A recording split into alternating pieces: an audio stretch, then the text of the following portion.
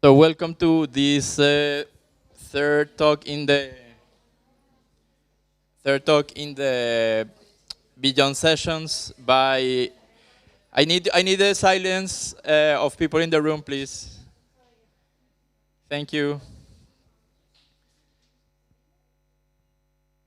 So welcome to this third session of the Beyond sessions by MDRAI, the Master in Design for Responsible AI, a collaboration by Elisava and I am.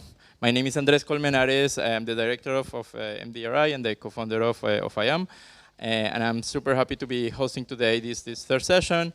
Welcome to the different master students in the room from different masters of Elisava. Also welcome to our some guests that have received the invitation to join this session today.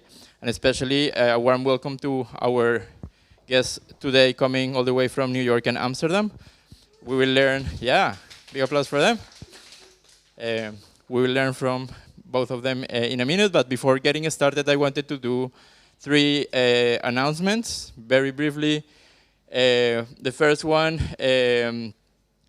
just inviting you in the room, but also those watching the live stream for the two upcoming Beyond sessions of this series that are also open to the public in Barcelona through the live stream.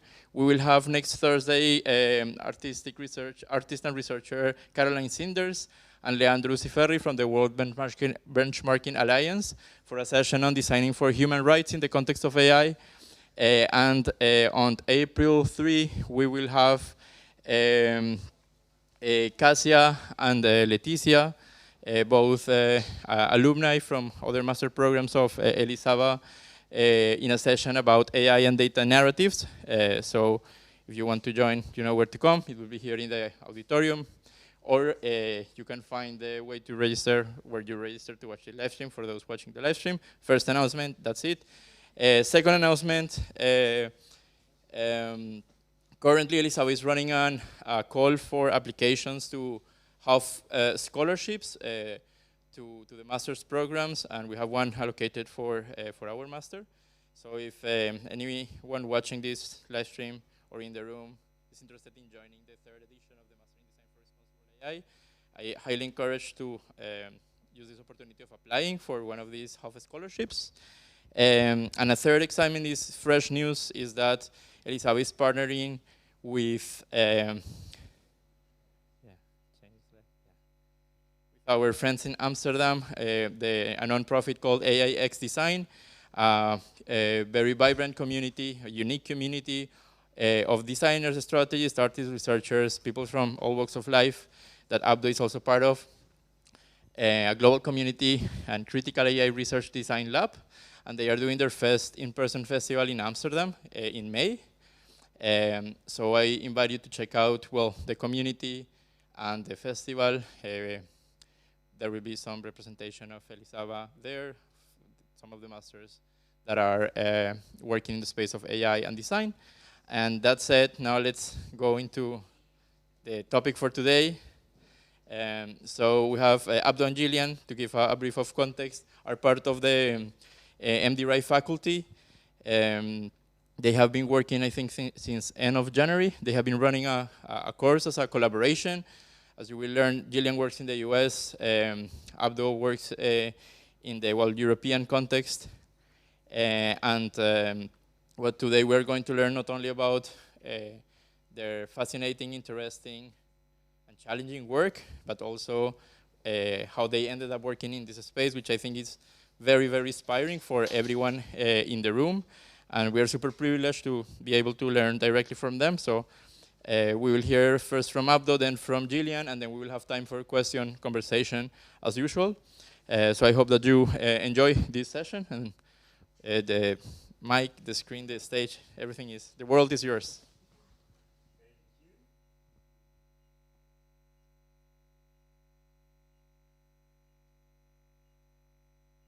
Well, I think I'll use the mic, I think. Oh, this one? Okay. Yeah.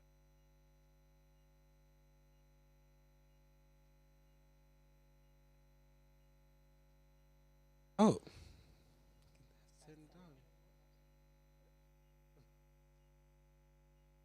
Oh, it is. Amazing. Well, thank you so much for the beautiful introduction. Absolutely make it in time for the AIX Design Festival in next month. It's happening next month already, in first week of May. And yeah, it's a beautiful time to learn a lot about what the community of AIX Design has been doing. I can tell you a lot of love has been baked into that event, and a lot of care, labor has been put in. Really happy to be here. Thank you all also for being here on a Thursday evening. One of the things that I want to promise you during this presentation, during this evening, is that we're all tired. So I'm going to be really honest, really blunt. We've been giving this really, I think, refreshing workshop as part of the masters, where we've engaged in a process of like critical making. And this has been something that is key to my practice, really working in the responsible AI space. And one thing that I often work with, and one of my negotiation tools, is poetry and poetic modes of engagement. And it's often that throughout my work currently as an AI experience design manager at Decathlon for a responsible AI center of expertise, it's always a question, where's the poetry? How can I find the poetry? And how can I use the poetry in a way that is disruptive? And if this sounds too abstract, let me illustrate. And first, let me introduce myself. My name is Abdul Hassan. Naturally, I wear many hats. I'm not just working for a corporate at the moment, but I've navigated, shape-shifted through spaces. I do have a fascination with poetry by training. I'm a software engineer, data scientist. I care deeply about digital ethics as a practice, but also as a theory of digital ethics. I care about responsible AI and designing responsible AI systems, but I'm also a maker, and I have two lenses. That is more joy and the love of play, but also critical theory and decoloniality. So I want to be critical, but I also want to make things, I want to break things. And this all started for me 14 years ago on this particular date, January 25th, 2011, where I was actually part of building a future that never came. And what I'm referring to is the Egyptian revolution as part of the bigger Arab Spring context. And what happened, this was kind of a tech-driven uprising against an authoritarian regime that was actually also co-opted by an oppressive tech response, right? So the government actually shifted the balance of power by employing all the surveillance technology. So the same kind of tech stack that enabled the masses to invoke social change that was brewing for 30 years was also uprooted in a couple of months by state-driven technology. And this kind of led me into direction of asking, all right, so who gets to imagine? I went into this like world building pathway of like, okay, what worlds are we building with technology? What possible futures are there? And I'm sure these conversations are had quite often in this space. And of course, I looked at all like the portrayals of tech, the dark and the good, and how things go wrong in popular fiction, and how all these are actually world building exercises. But I also realized it's not only being done here, it's being done by certain powerful actors like governments that have the capacity to turn that science fiction into science fact. So world building became this kind of object, this hook for actually shaping the future that we're living in now. And one particular anecdote here is a police video from Abu Dhabi in 2000 and I think already 14, AI will be used in policing. And if you look at this, there is kind of seamless surveillance, facial detection, mass omnipresent system that is able to deploy police cars. They're chasing this high tech criminal, and the whole city becomes this organism moving seamlessly without presence of like consent, privacy, controls, any of these things. And that made me realize, okay, world building is celebrated in critical spaces. again, who gets to imagine, where's the poetry, so on. And of course, in the backdrop, I understand that algorithms, as we build them, have a lot of violence baked into them. They can amplify biases, and they can also spawn unintentional large-scale harms, especially with kind of generative models that we see now. The harm scales as the technology scales. And the violence is not just personal, it is structural. Again, all of these are at the backdrop of the work that I have to do in a corporate context that is often driven by KPI optimization and profit margins and so on. So again, I'm thinking of, okay, what kind of mode of engagement should I start having as a critical person, right? Trying to deploy a responsible system within a powerful player like a multinational company. Data colonialism was this, again, this theory that was at the back of my head, that is something that we need to be aware of, that a lot of the data practices we have, even in organizations, are very extractive. They have legislative practices that support them, like terms and conditions and so on. So even if it's legal, sometimes it is part of this kind of colonial mindset, and that encourages people to self-track. But again, colonization here is not just a metaphor, it is something that is acted, something that we have to negotiate with. And here I was, kind of within this institution, needing to engage and negotiate with this colonial mindset, frame of creation of AI systems. And then I remember this Akini Membe quote about the active thinking and rethinking the future, that is something that we have to think of the future as something different than the present. It's not just an extension of where things are going. So if I do nothing, if I go to an organization and do nothing, what will happen? I have to map that future and then map an alternative, more decolonial, more just, more liberatory future, and see what is the shortest path from my position in reimagining that alternative path. Hello. Wow.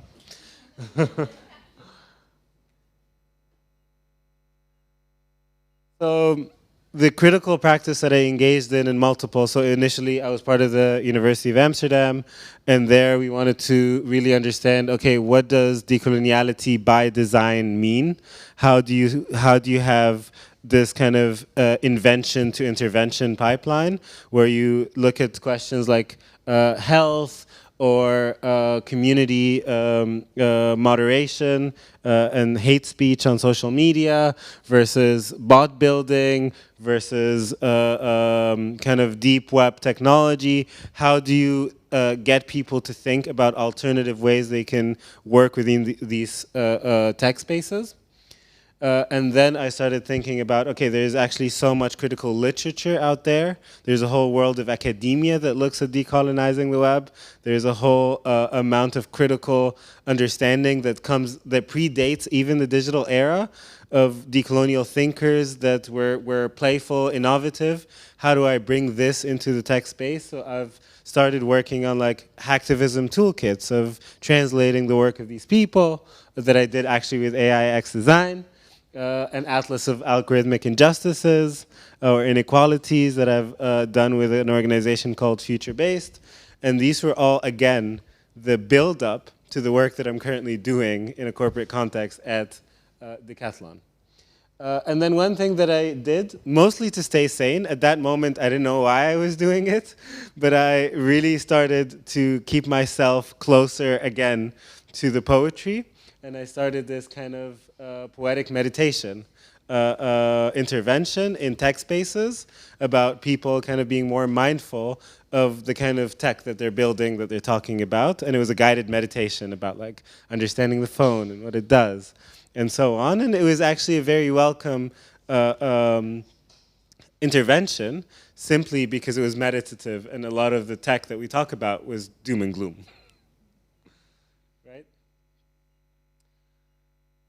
Then from there, it started to emerge this kind of algorithmic ethics of care, feminist ethics of care, of saying, okay, maybe the way we think about technology in itself comes from a faulty premise. Maybe what we need to do is deviate a little bit from the two schools of thought we always find. Either the toxic positivity, think Silicon Valley, every problem warrants an app, to the very critical perspective that often people engage in of, okay, tech is going to end the world, it's a doom and gloom scenario. So how do we find a space in between the two extremes of retaining the critical understanding of the world, but then creating or retaining the joys of creation? And this is the space or the paradigm that I'm trying to investigate, explore, right? And it's not an easy task. And this is where poetry comes in. And initially, it might seem like a little jump, but let me explain. This was triggered by a thought by the poet, writer, critical theorist, philosopher, Edward Glissant, from his book, The Poetics of Relation, where he says, actually, there's something really interesting about computation, especially in its like oppressive outfit, that it's really a closed loop. It's something that is deterministic. It's something that is predictable. It's something that tries to be. Well, poetry is all about meaning making. It's something that opens a space for emergence. And if you think about the poem from Audre Lorde, that Audrey is not a luxury, it's something that we need to do as like marginalized communities to exist and so on, you think of poetry as kind of a way out of this kind of closed loop of oppressive imagination versus systems that enhance bias. We call them these colonial loops, and Ruha Benjamin often says that we're locked, trapped in someone else's imagination. One way out of that is poetic modes of expression. It's not writing poems in general, but it's actually poetic modes of expression, right? So if we don't say how can we decolonize AI using poetry, but using a poetic mode of engagement.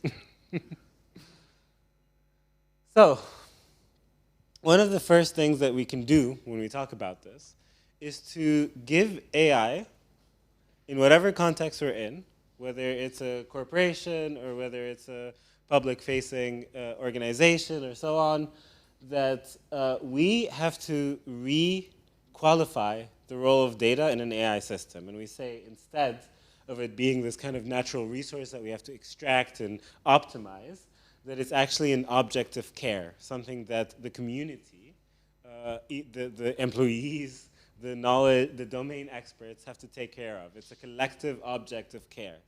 And just this one act of reframing that often seems profound and poetic changes how you start creating within an organization. Okay. So you also start, oh, closer, sorry. It also means requalifying the AI systems. Because often when I say AI, subconsciously, half of us are thinking assistant. I'm not doing a task, it's going to help me finish the task quicker.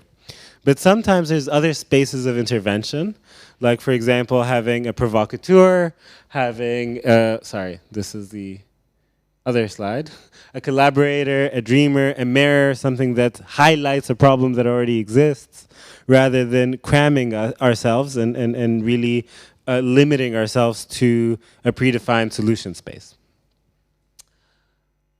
Okay, so I feel like it's time for this to go away. So I compiled a list of helpful metaphors from my time working and negotiating with really confusing tech processes. How do I integrate kind of the decolonial mode of being through some sort of poetic expression? One of the very first things that I've learned is to become a ghost. And this is where everything goes full circle, because I learned this from an Egyptian programmer who has been in jail for the past 12 years for fighting against the Egyptian revolution. And he writes a book called We've Never Been Defeated. And there he says, haunt the dreams of your comrades and the nightmares of your enemies. Live in a future that never came. Be a specter, a memory, a herald. Remind them that the current state was not inevitable until it came to be. Do not occupy yourself with the question with why this very possible future failed. Leave the victorious to grope for answers. Be the question and do not heed for your impotence. A ghost has no need for material or presence or action. You merely need to shimmer.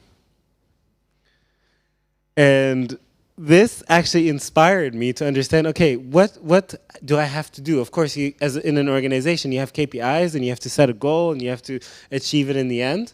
But if your goal in the end is kind of real change or to invoke kind of an alternative mode of creation in the company, there are things that you can do to make yourself inevitable, that you have kind of this strategic literacy of using the tech without having to use even the colonial language to make yourself inevitable. And one example of this is a great project by Belgian artist Dries de Porter, where he had this he used a live stream from the Belgian parliament, and whenever one of the parliamentarians or the MPs would go on their phone, it would detect that and already tweet at them, hey, what are you doing with our tax money? Right? And then it's kind of a form of inverse surveillance. Of course, it's playful, but it shows, okay, here's the technology you're funding, here's a statement about what it can do also to you. There's also this great project by Imagination of Things, which is a really nice playful studio that had an alternative history of the European Parliament through this kind of intervention of this hand that raises the marginalized voices, giving the tour of the European Union as a kind of alternative to the official tour. Right? There's also, in the speaking of ghosts, there's a lot of data that is available. There's a lot of other data that is not. So this is a project by Mimi Onoha about all the missing data sets like domestic violence, care labor by women, and so on. Second, we talked about this earlier. Second metaphor is being a mushroom. And being a mushroom here is really important because mushrooms, as we've learned through many scientists and through the book of Annette Sink, The Mushroom at the End of the World, grow in very adverse conditions where they're not supposed to grow. And that there is a way of surviving capitalism by embodying the ethos of mushrooms. Right? Foraging for mushrooms is a way of life, but not a common characteristic of all humans. The issue is that same for other species. Pines find mushrooms to help them use human-made open spaces. Assemblages don't just gather lifeways, they make them. And this actually fits a lot with how I, in my role, try to negotiate things. And it's often by finding all these spaces where I can create, let's say, a small prototype, not for development, not as a product, not as a design thing, so it's hard to classify. It's really something that grows naturally when it needs to, just to change someone's opinion about something very critical. And this idea of like rapid prototyping when you need to, and I cannot explain it to you because it's, how do you explain where does a mushroom grow? It just happens and you have to find it and you have to let it emerge. Right, so one of the mushrooms that have grown on Twitter for a while, and this is before X, this is a gender pay gap bot, where there's International Women's Day, all these organizations would have these like, oh, happy International Women's Day, and this would find publicly available data and find the gender pay gap for that organization and just tweet it back to them. That was a great mushroom, right? There's also on the metaphor of growth, right? So there's all these mapping, like communal mapping, communal intelligence platforms that one was about, okay, mapping queer experiences around the world. You know, you let things pop up and people create it. One was a harass map built again during the Egyptian Revolution of allowing survivors of harassment really map their incidents, but also allowing people to act like sand buyers, to act in the moment. Okay, last thing is regeneration. And this is something that is quite emotional for me because AI is not disconnected from the state of the world, right? There's a lot happening outside this room, outside of the AI space. And in a way, we're all somewhat broken, hurt, or injured, right? And this comes from Donna Haraway, where she says, we've all been injured profoundly. We require generation, not rebirth. And the possibilities from our reconstitution include the utopian dream of the hope for a monstrous world without gender. And basically this gives another pathway of saying, okay, there's a lot of, how do I say this nicely, messed up things about organizations. There's a lot, we can often, it's a lot of emotional labor that you have to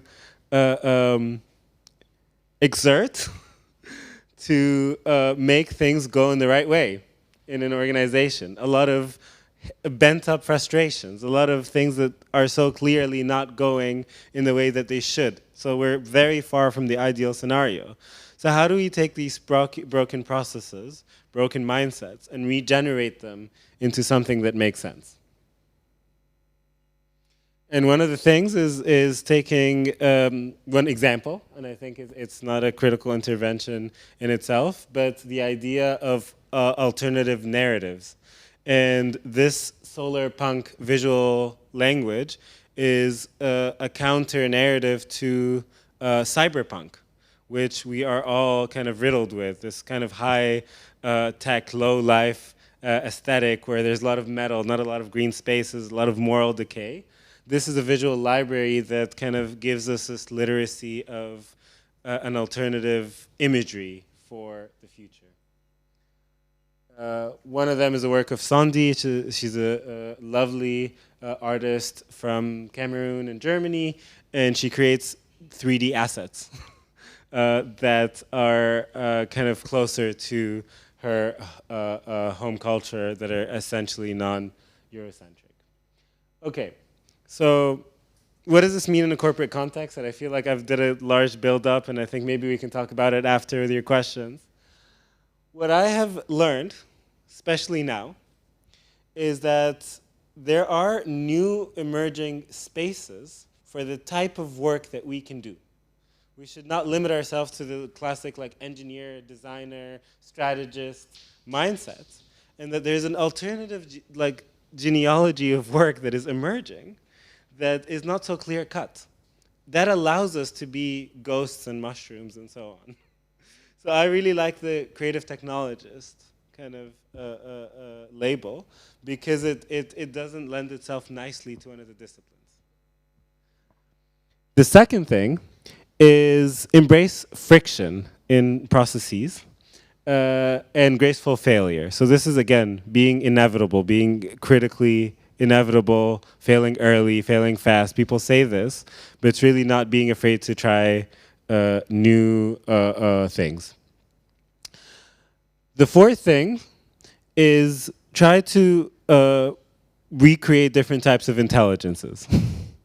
To be to invoke a sense of collectiveness. Often people talk about a human in the loop within an AI, but you're like, no, I have communities of practice around the organization. How do I use whatever it is, reinforcement learning, but not with a particular person? I'm going to pay extra attention about who gets to create the system, who gets to correct the system. And all of this human labor, I will make visible, I'll celebrate, I'll fund. Because in the end, that's what the AI spits back. And if you have this mindset that I talked about of this is a collective object of care, you're going to be patient together, and people are going to have a shared sense of responsibility. And of course, these are all coded words for these things. So the same 4 steps.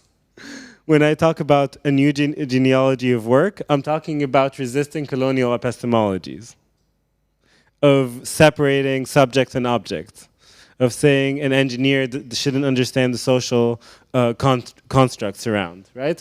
If I talk about, oh, I forgot my, yeah, friction and graceful failure, I'm actually talking about spaces for opacity, ambiguity, and refusal, right? If I talk about becoming inevitable, I'm talking about, okay, being this specter and alleviating haunted histories of tech.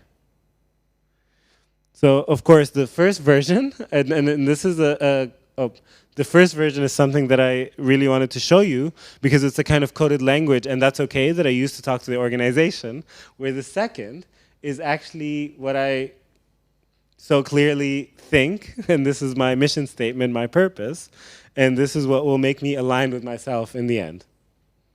And the last one is actually, don't be professional.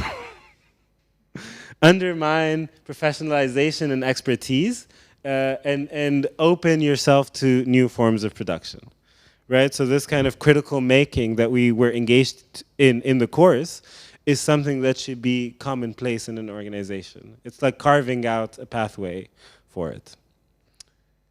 Thank you.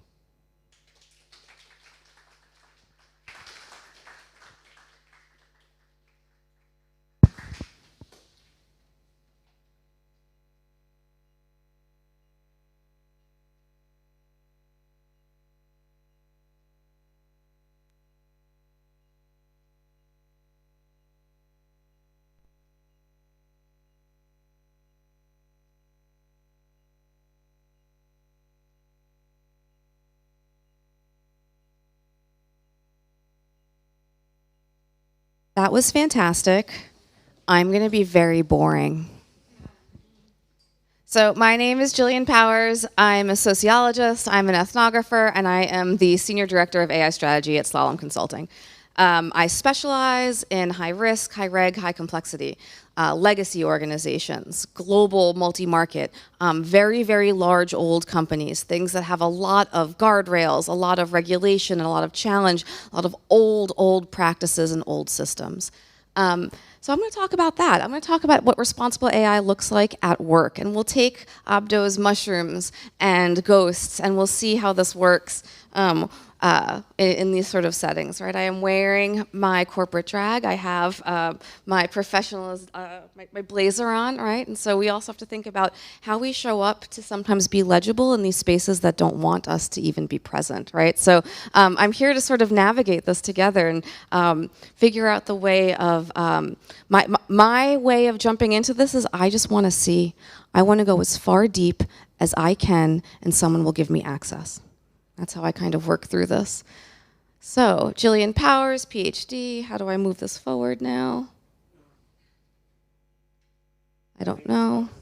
Oh. Abdo, can you just help me out? Yeah, thank you. Yeah, appreciate you.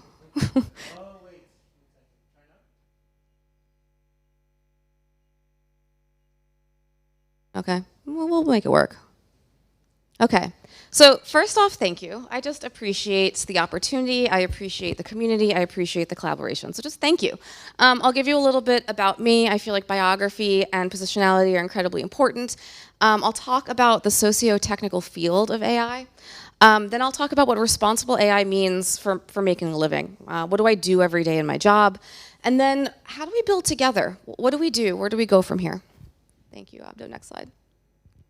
So I use ethnographic sociological methods to understand and design responsible AI systems. Fundamentally, I am a sociologist. I spent a lot of years in grad school, and that place has socialized me. It has shaped how I think, it has shaped how I show up, and it has shaped what I do. Thank you so much. Please, next slide.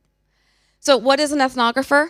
It is a practice of sense-making. It is an understanding of people that involves my personal form, spending time in spaces that are not mine, right? So it is about the field, go back again, thank you, the field, the body, and then the practice of storytelling, right? So I throw myself in situations, I understand how I learn through my own personal experience, and then I figure out how to explain that and communicate that to others.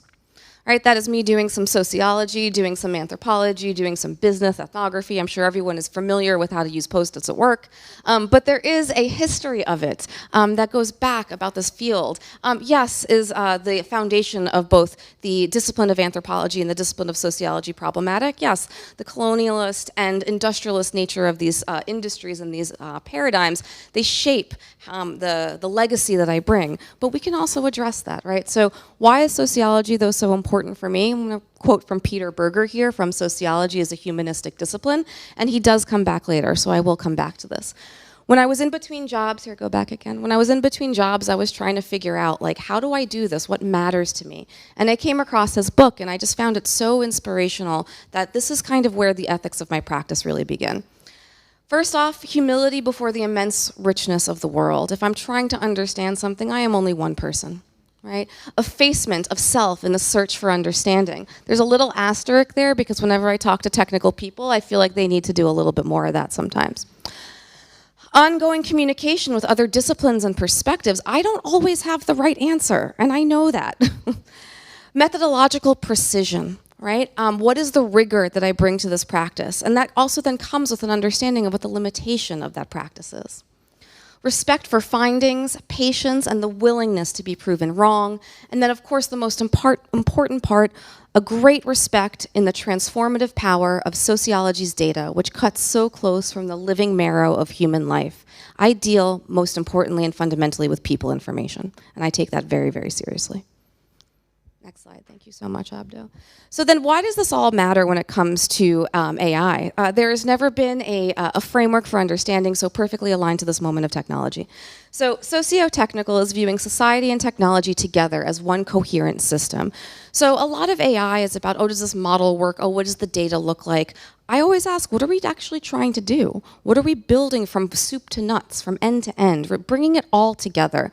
It's a socio-technical approach recognizes that a technology's real-world safety and performance is always a product of technical design and broader societal forces, including organizational bureaucracy, which Abdo already talked about, human labor, which always remains invisible sometimes in these pipelines of AI, social conventions, and of course, power. Always helps to think through those things. Thank you. Next. So now let's talk about what the socio-technical field of AI looks like right now. And I share all of this because I want you to think about where you sit into this. Where is your intervention? Which part of this are you inspired by? Which part of this brings you excitement? Where do you want to show up?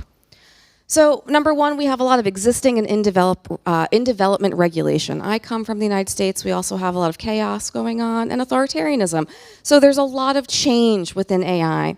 There are just so many frameworks, I don't even know where to begin. Where do I start? Top down, bottom up. Do I need CEO approval or do I want to start with my development team or my user? Who is accountable? Who has ownership? Are we going to start with policies? Do we need some controls? What does compliance look like? How strong do we want to make those things? Do we have an inventory of what our AI applications are? Do we know how we're developing things? What are those procedures that we're doing? How do we actually get it done? And what are we doing when we're getting it done? Who is our partner in this? Who are the players in our system? Then, of course, how do we test? How do we evaluate? How do we assess if something's good enough and work? And then, of course, interfaces, communications, and disclosures. What are we putting in front of people? How much do things cost? And that is more than just your token spend, right? What is your compute cost? What is the environmental cost? And then, of course, all the things I never like to talk about, which is all of the AGI people, all of the sort of approach to AI that looks at sort of the long-termist view of things. Because the way I sort of think about it, we have problems today we can handle. I am here for today. My wins and worries, these are places where I think we could all contribute. Easy solves and hard problems. I'm always here to complicate and easy solve. I'm always here to support a hard problem. I see a lot of this right now. Over-engineering, reverse engineering, and re-engineering. Sometimes an answer does not need to be so heavy, right? If we know what the AI system looks like, we can right-size our mitigation. Tick box exercises. Responsible AI sometimes becomes a tick box exercise. It just becomes a quick toll gate that people just look at quickly and they move on. Their eyes glaze over and they keep going. Sometimes my kingdom for a tick box exercise. If you got nothing, I'll take a tick box exercise. But that is not enough, right? For a lot of these applications, we need to do more. How do we measure success? We all need to be in the room for that. How do we handle access and adoption, right? We throw these tools in front of people and then nobody uses them because they don't know how. Of course, not most importantly, but the thing that I always care about also, because it's the foundation of a lot of this, data governance and data stewardship. What are we doing with people's information? How are we aggregating it together? How are we using it to drive these new AI systems? Observability and oversight across the value chain. How do we know things are working the way that we want them to? And then humans. I'm sure you've heard of humans in the loop. We're just going to have a human in the loop. I've changed it to humans under the loop. Are we protecting those people, or is the process just bowling over them, right? This is where UX and human-centered design can really, really play a big, big role, right? There's going to be a big need for human-computer interaction, especially as we think about AI agent-based system design. And then, of course, the first mile and the last mile. The first mile is how we get our data. The first mile is where all these resources come from. And the last mile is the thing we put in front of people at the end, right? The soup to nuts again. So again, look at this. Where do you want to jump in? Where are you passionate about? Thank you. Next slide. Here's what I'm doing. Here's what I'm passionate about. This is what I'm working through right now in my job, with my team. I've built this with my colleagues, and these are the things that we do together every day. This is what I spend my time doing from like 8 o'clock in the morning until maybe like 7 o'clock at night. I do responsible AI by design. How do we do it right the first time, especially for high-risk applications? AI strategic alignment. Sometimes we get really excited by new technology and we forget that there needs to be a need for it, right? So really making sure that we're building things for a use. AI governance. AI governance is not just a legal document. It is the operational workflow. It is the technical engineering. It is, AI governance should be like really good sort of like infrastructure, right? It's just the air you breathe. And that's actually over here too, AI governance integration. AI Office, AI Center of Excellence, really showing up for our clients and supporting them in all the sort of technical capabilities that they need. How do we actually build our architecture? How do we keep it running? How do we build our development pipeline, et cetera, et cetera. Agentic AI, you're probably hearing a lot of that all over the place right now. How do we actually bring products to development? Last year, 2024, was really about testing a lot of things. You might hear a lot of playing, but these things now have to show some ROI. So how do we actually take them to production? And then, of course, you've seen this mentioned now multiple times because it's the thing that I'm most passionate about, evaluation and analytics. What's a more robust way for us to understand success? So that's what I'm building. Next slide, please, Abdo. Thank you so much. And these are sort of the things that I actually do every day, right? So when it comes to the work of responsible AI, impact assessments at intake, what is this? What does it look like? Where are all the risk areas, right? If anyone wants to see, you could see my impact assessments. I sort of compile a whole bunch of them. I take it to my client's environment, and then I integrate it with where they need it to be. Responsible AI testing, evaluation, modeling and analytics, we talked about that already. Standards and guidelines, right? That's like the writing of the best practice, right? So you go from writing Word documents to then figuring out how you engineer those solutions. And we do that a lot with guardrails and tools, right? So that would be your bias checker. That would be your PI redaction. That would be your assessments. That would be a toll gate of performance that you've created within your pipeline that your AI cannot go past that if it can't meet that sort of standard. And then, of course, it's your integration, your interfaces, and your adoption, right? This is how we build our cloud architecture, and this is how we build our interfaces, right? So we talked a lot this week about dark patterns. If we're optimizing our AI systems for a business or a performance goal, are we throwing humans into a process that's going to hurt them? And there's answers to all of these, right? There's a practice for this. Next slide, thank you so much.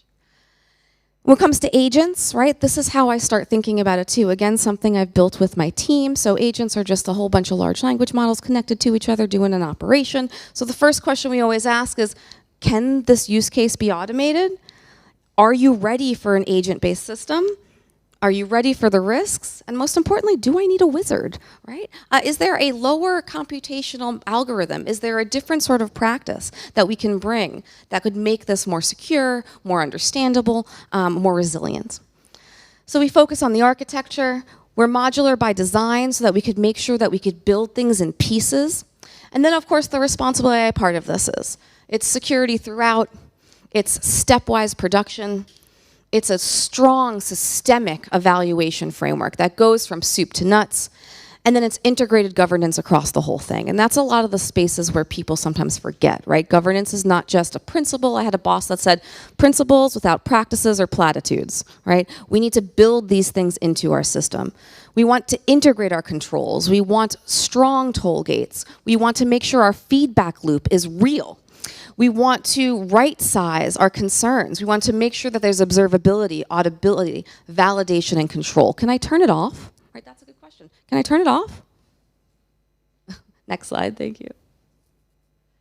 And when we do this, I truly, truly believe this. I've seen it work, right? If we do this, we can successfully enable AI systems. We can enable more complex AI capabilities that work across multiple platforms, multiple databases. We can mitigate our risk because we thought about it. Right? We can accelerate our time to value because we've handled our higher priority and our higher concerns earlier, right? I'm sure everyone here is familiar with tech debt. We can't have cascading tech debt at scale now, right? We have to really care about this. And if we do this, we'll improve our performance. There's a really great research paper out there that I will share with you. It's all about how generative AI is absolutely terrible for educational learning outcomes. Completely bad. However, they built two different learning systems, one that was built with pedagogy in mind, with teachers, and another one that wasn't. The one that was built with teachers had a 300% performance rate. It was by far leaps and bounds way better. You pull both of them away, educational outcomes cratered. So there's a bigger problem there. But the one designed with responsible AI with best practices in mind was a better system. Right? I have all of these pictures. If you can tell, I also do a lot of visual storytelling, right? So we have to start getting real, right? We have to understand that some of these things can be modeled, and we have to really be fixers. We have to come with the real talk, even if sometimes people don't want to hear it. Next slide.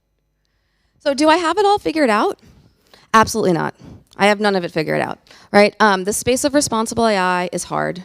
Ethics under capitalism, I will leave that to you to decide if that exists.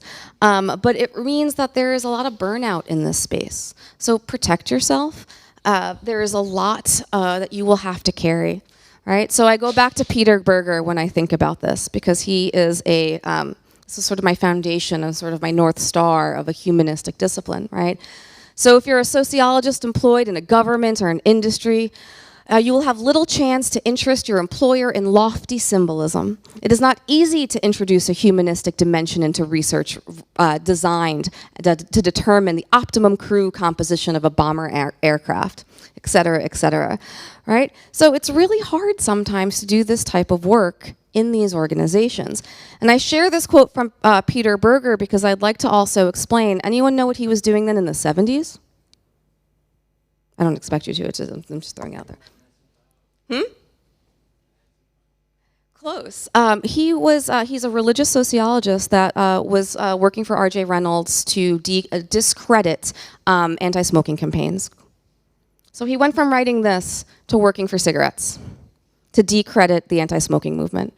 And I keep this up here because as a reminder of how you can go from writing about this to then getting paid and sleeping well at night and not paying attention anymore, right? And I keep this quote here because this also helps me remember what I'm here to do and what I'm trying to accomplish.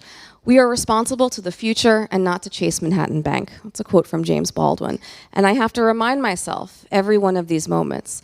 Working in responsible AI is a delicate dance of understanding how to navigate issues of power, technology, people, and systems, and also protecting yourself in the process. And so I keep this here to remind everyone that it's a praxis, it's a journey, and none of this is figured out, and we got to do it together. So I end with a quote, not a quote, I end with a provocation, I guess, for all of us to really think through what we want to do together. Because I don't have the answer. I just really like to be here, right? I just really like to be part of the solution. I like to have my hands dirty. I like to get into the weeds of these problems, but I work the best with other people. So what or where can we imagine together? rigorously and with compassion to realize AI that works for us all. Thank you.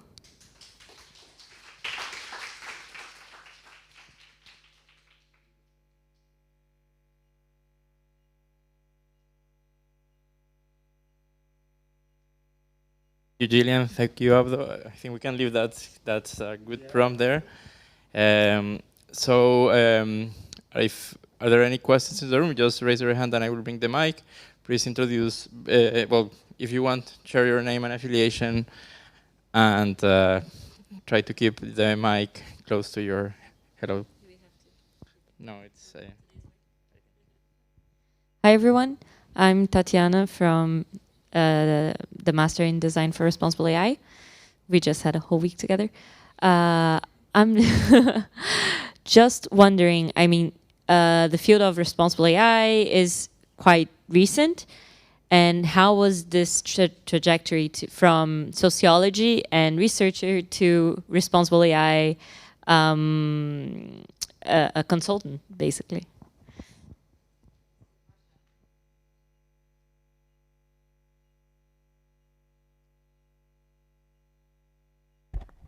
So I always cared about data. This is good, right? I've been sitting a lot.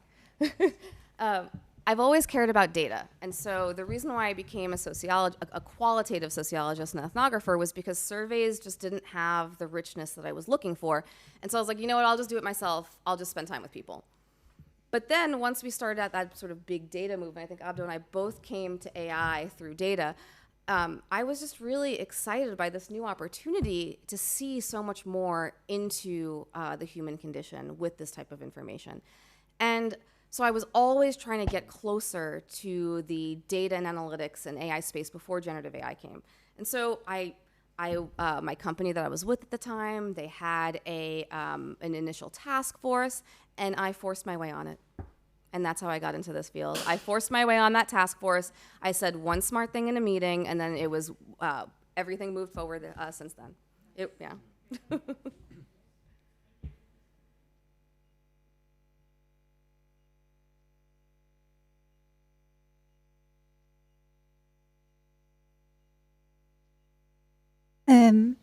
Jenny from the Masters in Design and Responsible AI.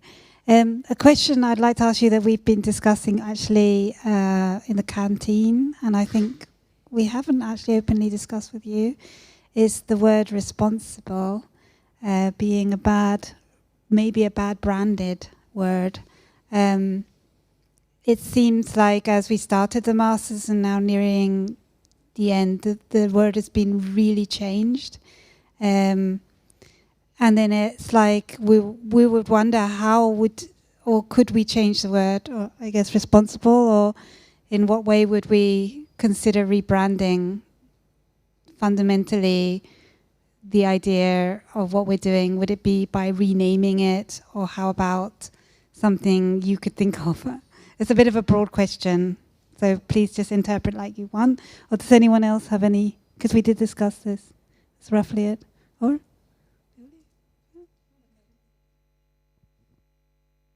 Question?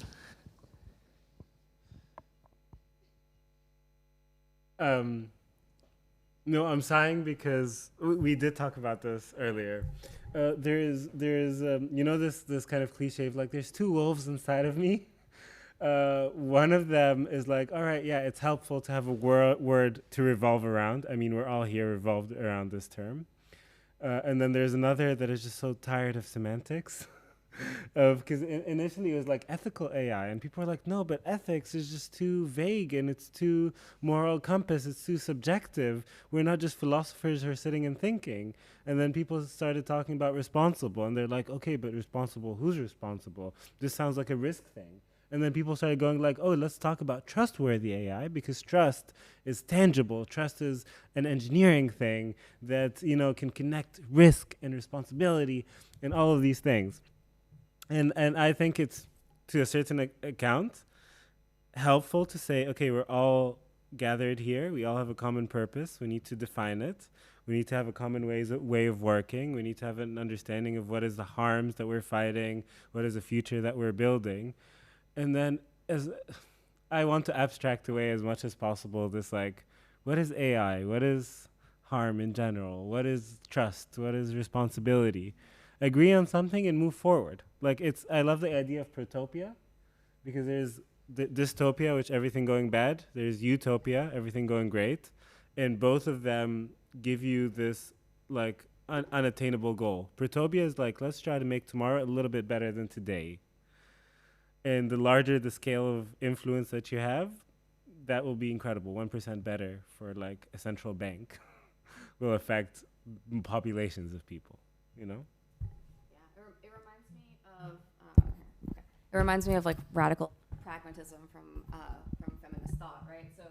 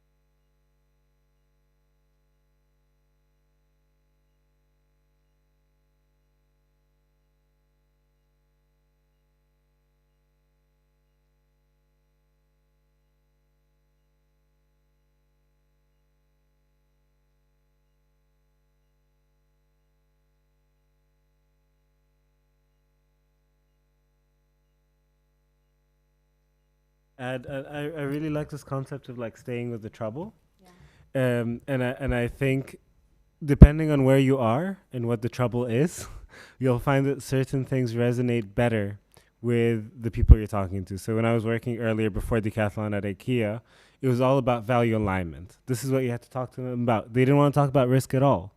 So you had to go to them and say, okay, you have this vision of democratizing furniture. AI is kind of an object of desire, but we need to kind of do it responsibly somehow. In other contexts, they were so risk averse. They were just like, I don't want to take risks. I want to move forward. I'm scared of the competition, but I don't want to take risks. Then you go heavier on the risk-based approaches, right? So it's about being tactical almost. And this is the ghost metaphor again, being inevitable. Yeah, and then I think the other part is what Responsible AI provides is what is the field of risk, and I come from a banking background, right? So I worked in financial services. My framework for sort of understanding risk comes from financial services. There's a very strong approach to understanding risk. The more human, socio-technical, sociological, ethical parts of it are not as clearly defined as more of the financial side of it, right? So bringing more of that robust, full field approach expands the scope of possibility, right? So I think that's really what I see as the value of Responsible AI. It's allowing you to look at the whole elephant.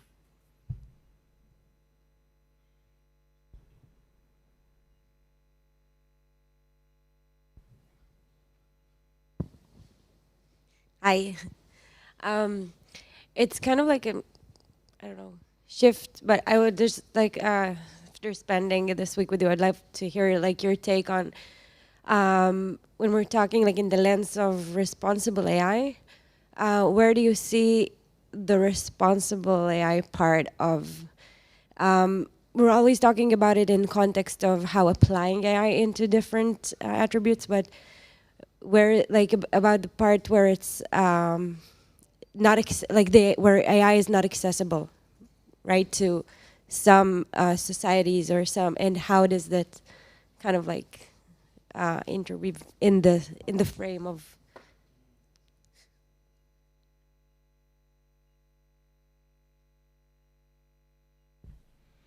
So I think this is really a question about democratization, right? There is, I think this is a conversation we had previously, especially when I was at IKEA, of saying, okay, there are some AI systems that are well adopted. They have established use cases. They're part of the geography of work now. People need them, but it's not accessible for most people, right? And I think this is just another variable in a responsible AI. I don't like to talk about model or system, but an ecology of responsible AI, right? So how do we build kind of the whole framework with people, machines, communities that is just and that is liberatory, that respects, remember that there's the hierarchy of ethical design, that you're respecting not just human rights, but human effort. So yeah, and I think especially if you have a strategy role, your role is to reduce these barriers to entry, to democratize in a way that is responsible still with enough safeguards, access to these systems. So yeah. I'm going to respond with something you said earlier, right? It's part of, I think, the provocation is showing up and exposing those limitations and those silences, right?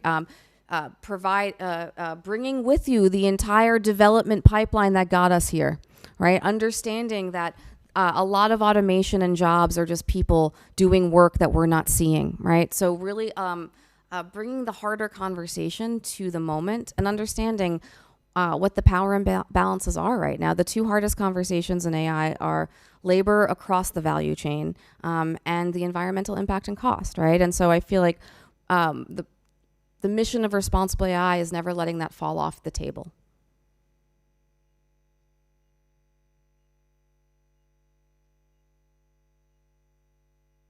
Hi, my name is Milagros. I'm from the Beyond Product Master. Thank you very much for the presentation. It was incredible. In my final project, I'm working with AI and products, and at the same time, I'm very interested in this data colonialism, the decolonial, and the vigilance capitalism that we have in internet and everything. So I want to ask you what you think about like blockchain and Web 3.0, like how we can work with that for having like a responsible AI for our like the future and today. I don't know. I'm very interested in that world. I don't know.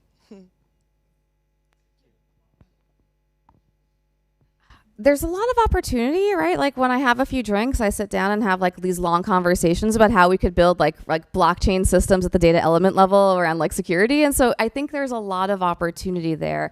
We have to just remember also that people are people, and I have to like do my laundry, feed myself, you know, show up for my friends. So what is the way that we provide systems that that protect the social good and our collective good while also providing that individual sort of approach to information and access and agency? So I think it's a good conversation, and I think it always is. The thing I always ask myself whenever what am I missing?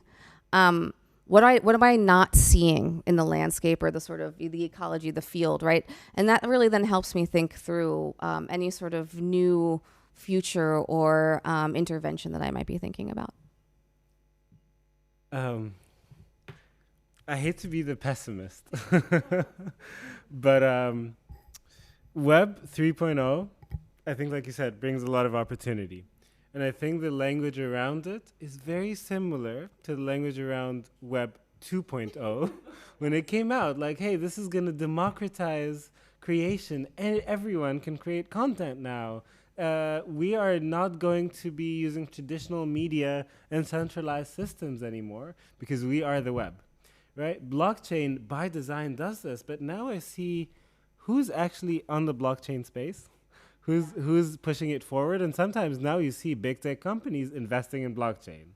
You see mostly the investors who do blockchain cryptocurrency are the same people building the AI systems that we're talking about now. I see the potential of like, oh, there's African investors can be on blockchain. That actually doesn't happen. There's barriers to entry, and I go back to Netta's provocation about access, is not happening. So I'm quite skeptical. I love the technology and the possibilities, but again, I'm raising the alarm of like who's imagining the future and the usage of that technology, because as it's going now, it's being co-opted by all these powerful players again, right? And also the people who invest in cryptocurrency, blockchain, this kind of like Web 3.0 technologies are literally Donald Trump. Yeah, great point. Sorry. No, you're right. You're right. I'm hungry for different kinds of use cases and people to be part of it. That's it. Thank you again. This is beautiful. I just have a quick follow-up. So we're very used to talking about, you know, like design for responsible AI, designing, developing, deploying, and like as the company, as the creator, but how can this translate into the user knowing this responsible AI? You know what I mean? Like a lot of the times it's more just, oh, sorry, I'm Juliana, I'm from Responsible AI. A lot of the times it's just like everything we are seeing it as, okay, we have control over this, so we can design, right? And of course, it's better to mitigate this from the product itself, from the AI system itself. But at the end of the day, we're just a very, very small part of it, right? And the user should also see this lens. How can we address that? Like teach that to the user. So there's two parts of that. I think we collaborate with the user, right? A lot of the times, I'm sure if anyone here has worked in a UX space, it's like, we need to get our user to do X. They're not doing it right. I'm like, people are really creative, and that's a beautiful, beautiful thing, right? And so I think part of it is, I look towards Harney and Moten a lot about like the with and the for. We design with people for a collective sort of shared good. And so how can we use design to call people into that collaborative process? How could we use design for these things like AI literacy development, right? So there's like a lot of ways that we can think. This is why I think there's such a need for critical responsible AI design in this process, especially around human-computer interaction, right? So how do we bring our people towards the problem too, right? So that we're not designing things for people, we're designing things with people. And that sort of then just shifts how we navigate that collaboration space and what we can do with interfaces, honestly.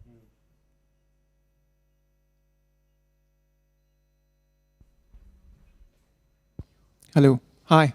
I'm Julian. I'm head of social change for ThoughtWorks, a tech consulting company. And so I wanted to ask you both a question, but I'll use an example you brought, Jill. You said, if I remember correctly, we used two models, right? One was developed with responsible AI principles and another not. And we saw that the one developed with responsible AI principles was like 3 times more efficient, I mean, delivering value 3 times more than the other one, right? Did I remember correct? Okay.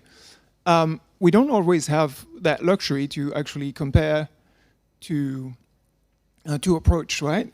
Usually when our clients, they ask us to be the cheapest and fastest and deliver, you know, and so my question is, how do you get in the room, right? So what is based on your experience, the deciding factor that actually the client will want to include and pay for a responsible AI specialist instead of saying, you know what, that extra cost, I'm not sure I'm going to have a return on investment at the end.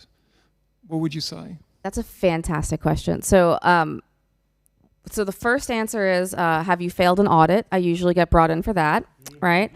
The second part is, has your other consultancy failed you? And we need to fix and polish your turd, right? Another one is, I don't know the way forward, so I need a little help. Another one is if you're like a little bit of a, the other part is if it's a high risk application, and there's a lot of regulatory requirements or stakeholders. So high complexity, I get brought in, audit failure, and if someone else, if they're not getting the answers they need. And I think what you're really sort of focusing on is a lot of the sort of push that I'm doing now is around evaluation, right? So how do we then, because I thought where you were going with this is the AI answer is 80% accurate with large language models. Well, the people process is only 40. I'm like, yeah, but how in the sort of larger scope of what's happening in that in that sort of operation, is that really what matters the most, accuracy? Is it the interaction between the people? Is it the process of going through it, right? So this is where the ethnography is really helpful here, because yes, let's work on efficiency. Yes, let's get our performance, but how do we align that to what we need in that moment? And that's where we sort of see a lot of the value, right? So we get that the answer that's a little bit more refined to the use case. But that's usually how it happens. It's help me. I don't know where to begin, or I'm stuck. I get that one a lot too. Like legal won't let me move forward. That's another one I get a lot too. Yeah.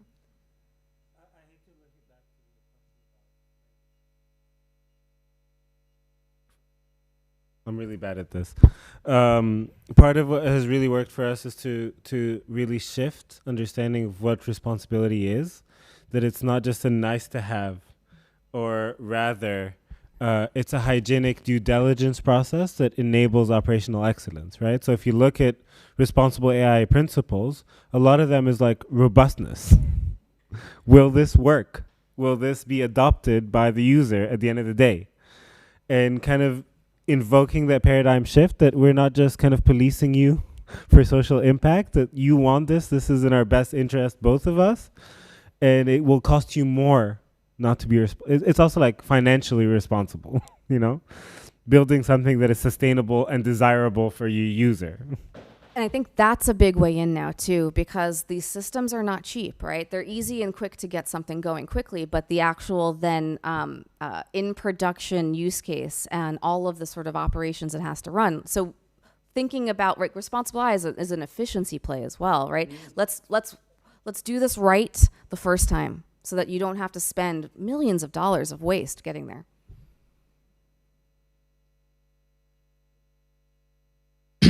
I will take one from the live stream and there go back to Jorge. You will have the last question, Jorge. And I will mention, so we have Paula who is watching the live stream. Hi, Paula. The question is, responsible AI seems to be enabled by using a holistic approach. Still, there is still no awareness of how to apply it. Are there tangible tools that designers could apply to bring change? So I'll start with frameworks, and then we'll talk about tools, and then we'll talk about building your own tools, right? So number one, I always start off with the main frameworks. I think we're mostly aligned on our favorite frameworks. I like to think from like OECD to NIST, and I'm thinking like pre-2025 NIST, if anyone understands why I'm making that distinction, right? So we start with OECD, we move to ISO, and then we go to NIST. That helps us figure out what we need to do. And then all of your hyperscalers, like your Azures, your AWSs, your Googles, they have some of these things inside their platform. So there are already tools you could use for fairness and bias testing, for PI redaction, for things you might want to do in this sort of space. And then the question I will pose, right, is where do you not have a tool that you need a tool? A lot of this, we're all in development right now. We're all trying to figure it out together. And so where is the best tool for the work that you need, right? And then again, ask yourself what's missing, right? I think that's part of this, because if you're a designer, you probably now have seen in your entire workflow possibilities of AI in your work itself, right? So which ones work for you and which ones are collapsing the world in ways that aren't helpful? Yeah. No, absolutely. I think it's situating also your intervention in your context. I think just to bring it back to like being a designer, because the frameworks are really helpful. You should absolutely follow a framework like NIST or OECD. As a designer, you have a specific mode of inquiry as well. That is, it's your responsibility to invoke the right feedback loops with the community, right? So it's a lot of all the user research that you do about harm. It can be mapped by an ethics specialist, but it's also felt by the communities, right? And you are the litmus test to see what is the emergent harm that was not mapped. And there's a lot of tools that already existed in design. There's also things that are like design patterns, like planning for graceful failure, different forms of explainability that come across through HCI, There is the innovation in the feedback loops themselves between the user, the system, the community, the business, right? From a system design perspective. So there are a lot of emerging design patterns. I think Projects by If has a library of those. AIX Design is a beautiful community of practice of these design patterns. So also check that out as well. Yeah, that's a good place to start. I would also say the place that I have found some excitement too is like Git repos, right? So as a designer, can you look at something technical and imagine what you could do with it? There's a lot of really fun things in some open source Git repos around sort of like data sets. So yeah, there's a lot you could do if you sort of just explore. Thank you. And before passing the mic to our last question, I want to credit that we are here in a way because of him. So the short story is that, the short version of the story is that a year ago I had the opportunity to lead a course at the Master in Design for Emerging Futures, where Jorge was part of last year's cohort. And I think you attended one of these, like the equivalent version of these Beyond sessions from last year. And he told me, you know, you need to meet someone, and that someone was Gillian. And fast forward to today, Gillian has joined the faculty of our master, and Gillian is here in Barcelona. So thank you, Jorge, gracias. Yeah. And now your question. No, thank you too. Actually, we have never met in person, so this is pretty cool for me too. And yeah, thank you for being here. I guess I don't need to introduce myself. Yeah, no, I mean, on the topic of these processes being mostly done by companies that actually can afford it, like these big processes, do you foresee responsible AI percolating into smaller companies and smaller systems, and slowly that coming into play for, you know, a random company using ChatGPT for their design or whatever? And if so, when do you foresee it? Again, emerging futures, right? I love that question, and part of why I love my job is I think everyone needs this, right? Responsible AI should not and cannot just be for your big Googles or your large corporations that have the ability to hire, let's say, like 8 AI gov people and like 3, you know, responsible AI strategists or, you know, like computational scientists.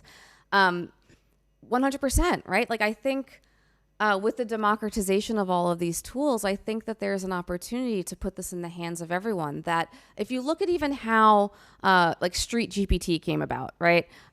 If you slowly see the design evolution of it, you can start seeing how responsible AI was showing up in different ways. So I think the answer is yes, everyone. Like the small local hospital, the startup, every company and every organization, a law firm with 2 people, 1 guy, right? We need to think about this. And I had this conversation last week with one of our clients about how to navigate this as a small organization, right? And what the sort of space of risk for them is. And the biggest answer is just make sure that you protect your IP and your data and the things that matter for your organization. That would be first. And then how do you put these types of guardrailing and collaborative tools with people? For UX people, I was talking to you guys about this, Mel, we were like this, we always were removing friction from experiences, right? We need to reduce the friction. We need to add friction back in certain ways, right? And so I think that's an opportunity to be like, okay, what are the responsible AI ways that we can do this for our workforce? How do we do this in slow and human processes? And I think it's an opportunity to really think about how we grow and imagine new futures together. So, want to exterminate the idea that someone has to afford to be responsible. I think it's the opposite. I think smaller players are actually more prone to not affording to not be like you can't. You have to be responsible to survive. And actually what I see is the opposite. The bigger companies have a risk appetite. They can pay a fine if they have to. Right? Yeah, they have that fun. They're like, it's fine. I'll do all these like shady data practices if it bites me in the end. I'll pay the 400K, whatever, you know? And I think we should shift the question a little bit of saying that everyone has to be responsible. You cannot afford it. It's not something that you can afford. And the definition of what being responsible actually moves with how big you are. For me as a small startup, it's all like ethics or like trust by design that is part of my core product offering.